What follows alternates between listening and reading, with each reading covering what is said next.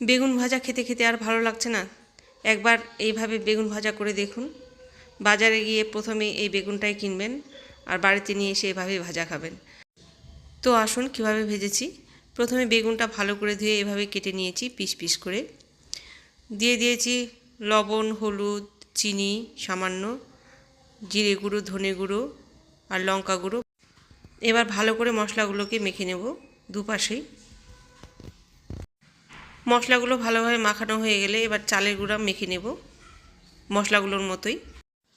চালের গুঁড়া মাখানো হয়ে গেলে 1 মিনিট রেখে দেব।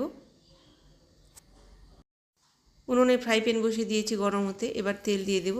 তেল গরম হলেই দিয়ে দেব বেগুনের পিসগুলো। এবারে দুপাশে উল্টে পাল্টে লাল করে ভেজে নিলেই হয়ে গেল বেগুন ভাজা। আর খেতে কিন্তু ভীষণ মুচমুচে হয়। আপনারা বাড়িতে এইভাবে বেগুন ভেজে খেয়ে কমেন্ট করে জানাবেন।